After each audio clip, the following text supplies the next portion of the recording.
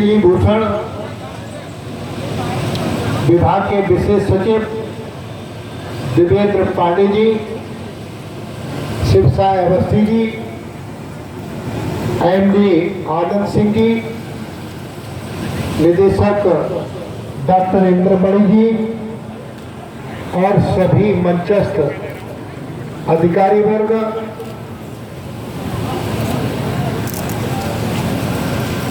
मान्य धर्मेंद्र कश्यप सांसद जी की पुत्री है, चलिए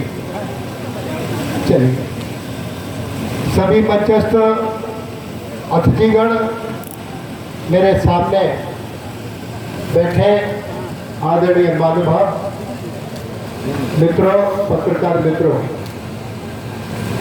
मैं इस कार्यक्रम को बधाई देना चाहूंगा भाई निर्दोष चतुर्वेदी जी को जो यहाँ बैठे हैं। उन्होंने इनका ताली बजाकर स्वागत करें और इस गांव की प्रधान श्रीमती ज्ञानू शर्मा, जिस गांव पंचायत की प्रधान है, उन्हें भी मैं बधाई और धन्यवाद देता हूं जिन्होंने इस जमीन का प्रस्ताव किया, और जिलाधिकारी बरेली को भी धन्यवाद देता हूं जिन्होंने बहुत कर्मठता के साथ ये विशेष अभिनव कार्यक्रम में अपना योगदान देकर बरेली में एक विशेष पॉलीक्लिनिक को स्थापित कराकर अपने सहयोग देने का काम किया मित्रों। और इस अवसर पर मैं आभार व्यक्त करूंगा अपने उत्तर प्रदेश के मुख्यमंत्री योगी आदित्यनाथ जी का, क्योंकि पॉलीक्लिनिक मंडल स्तर पर बनता है। इसमें रामपुर जिले से शाहबाद, बदायूं जिले से बिसौली और संभल जिले से चंदौसी। रश्मि हमसे कह रही थी कि एक घर और भी बन जाता, आप जिला अलग कराओगे तो ये अलग हो जाएगा। नहीं, ये मंडल स्तर का औषधालय है। मैं अपने सतिथि आज मंत्री के रूप में नहीं, अतिथि तो मुख्य अतिथि तो प्रोटोकॉल के अनुरूप है, लेकिन आज मैं अपने को मुख्य अतिथि का अनुभव ना करते हुए विधायक की हैसियत से सभी अतिथियों का और सभी आगंतुकों का अपने हृदय की गहराइयों से आभार व्यक्त करता हूं।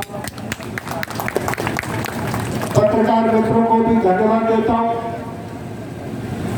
कि उन्होंने इस गर्मी में आकर अपना योगदान देने का काम किया है। इस स्थान का इतिहास और भूगोल बताना मैं आवश्यक समझता हूं। ये महाभारत कालीन स्थान है और कौरवों पांडवों की एक तरफ भूमि रही है, पांचाल प्रदेश की राजधानी रही है। इतिहास की दृष्टि से ये बहुत महत्वपूर्ण है और भूगोल की दृष्टि से भी महत्वपूर्ण है। इसके उत्तर में रामगंगा बहती है, दक्षिण में गंगा बहती है, पश्चिम में हरिद्वार है और पूर्व में काशी। यहाँ जल का अभाव नहीं है, स्थानीय नदियां तो विलुप्त हो रही है, लेकिन हमारा मानना है जहाँ जल है वहां शिव है, और जहाँ शिव है वहां कल्याण है। इसलिए इस कल्याणकारी भूमि में आप सभी का बहुत स्वागत और अभिनंदन करता हूँ। मित्रों, अभी क्योंकि अभी इस कार्यक्रम में जब हम आ रहे थे तो हमारे क्षेत्र के लोगों ने कुछ विशेष तरीके से हमारा स्वागत करने का काम किया। पिपरिया गांव हमारा ही गांव है। वहां के तट पे कुछ लोगों ने किसी कारण से चुनती हुई गायों को सड़क पर लाकर खड़ा करना और आवागमन को बाधित कर देना,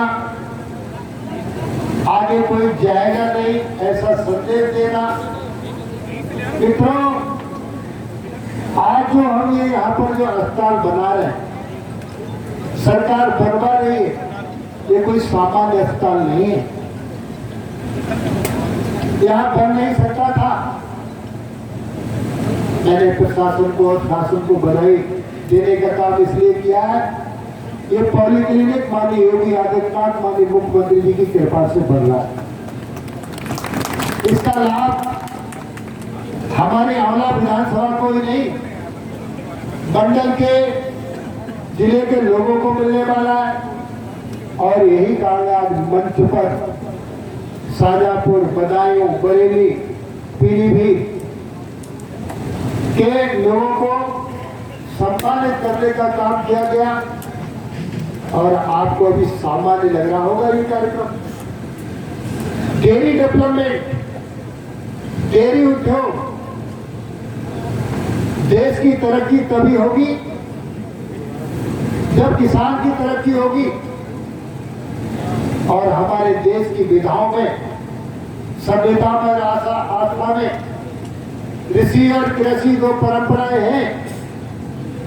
ऋषि जीवन जीने की दिशा तय करता है, किसान अन्न उत्पादन करके हमारा जीवन चलाने का काम करता है।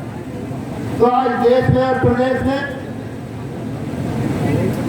माननीय प्रधानमंत्री नरेंद्र मोदी जी, उत्तर प्रदेश में मुख्यमंत्री योगी आदित्यनाथ जी स्वयं साथी ही है।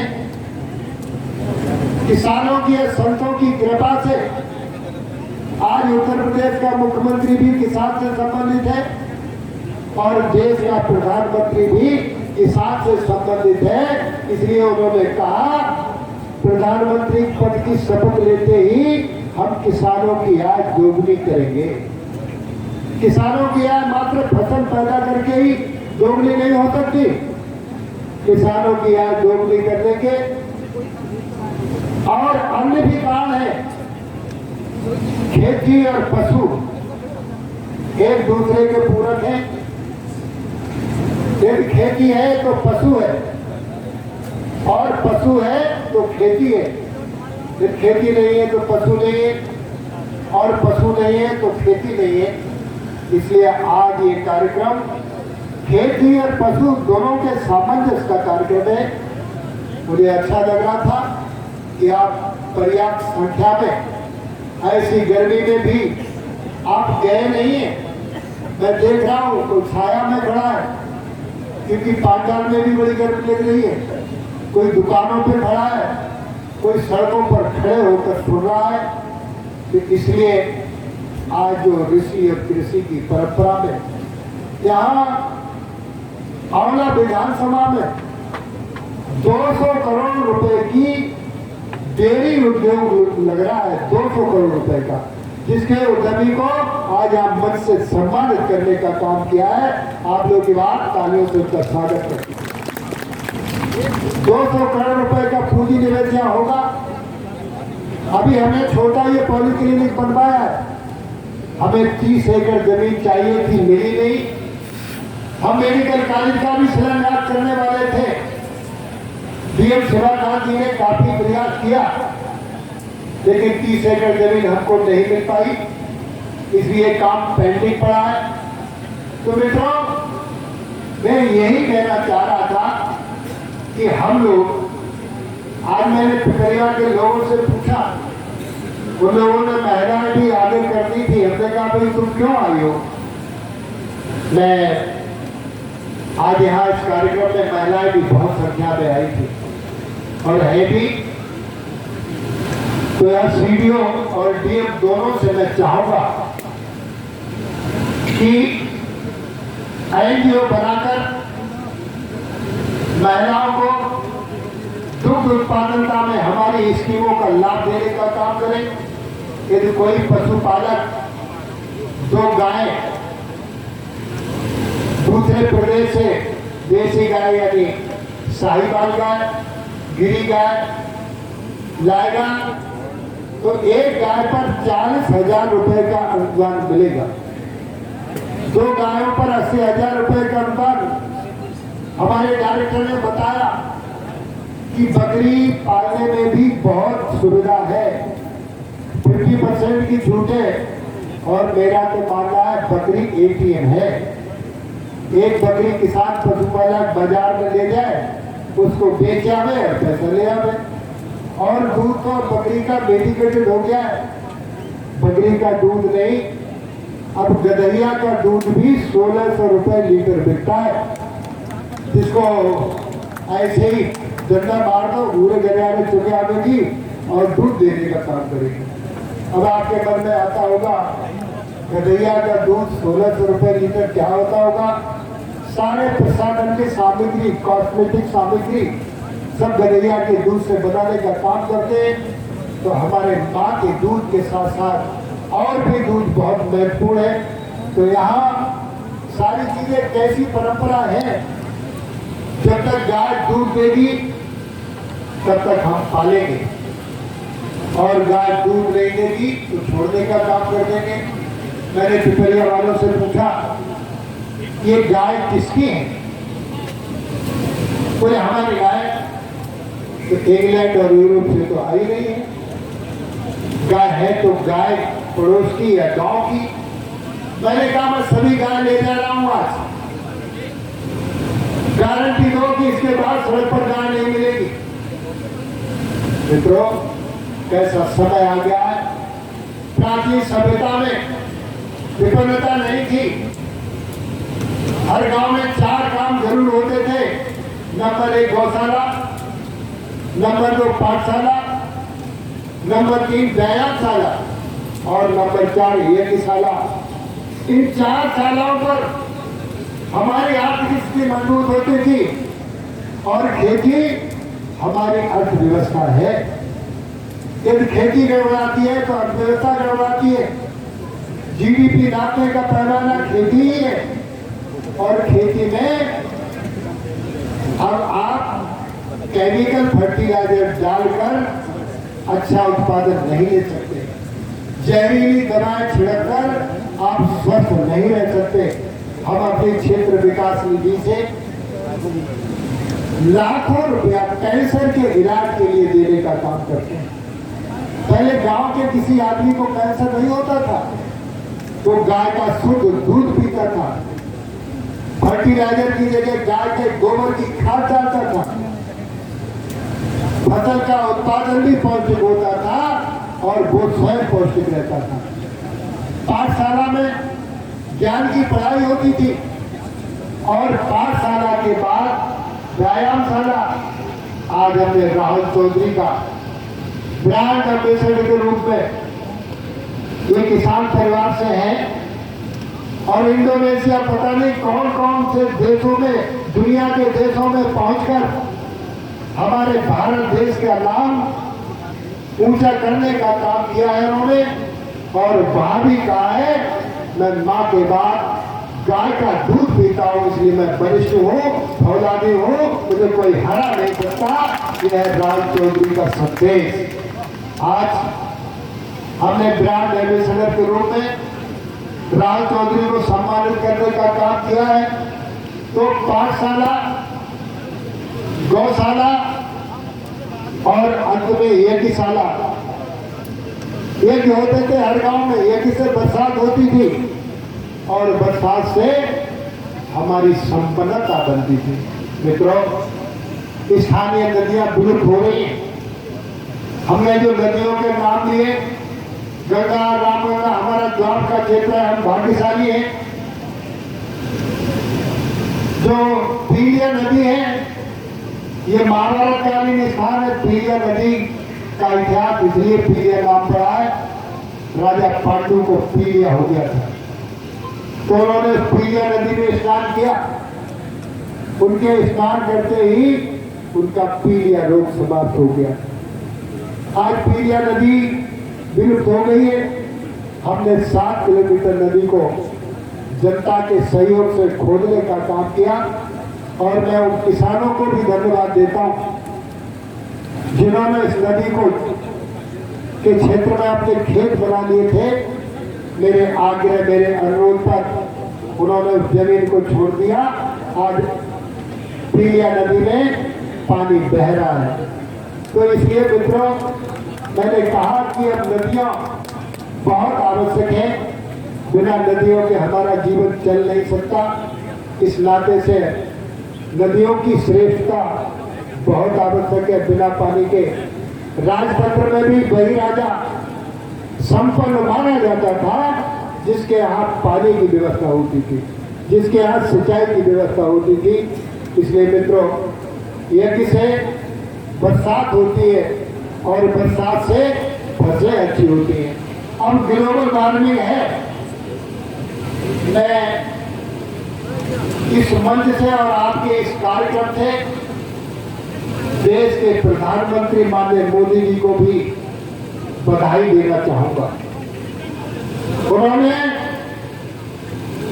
हमारे अध्यक्ष वीर सिंह पाल भारतीय जनता पार्टी के बैठे हैं, हमारे तीनों जिला प्रमुख यशवंत और मित्रपाल, वेद विकास, सभी जिला प्रमुख हैं, सभी कई गांव के प्रधान दिखाई दे रहे हैं। मेरे आगे भी पीछे भी सभी सम्मानित जन दिखाई दे रहे हैं। मैं बधाई प्रधानमंत्री नरेंद्र मोदी जी को इसलिए पशुपालकों के मंच से देना चाहता हूं। मोदी जी को 100 साल आगे का ज्ञान है। अब ग्लोबल वार्मिंग हो रही, बरसात बेमौसम हो रही। जो बरसात, जब बरसात होनी चाहिए तब बरसात नहीं होती है, और जब बरसात नहीं होनी चाहिए तो बरसात होती है। तो इसमें किसानों को 2 फसलें बड़ी हानिकारक है। अब 2 फसलें नहीं हो पाएंगी। कौन सी 2 फसलें?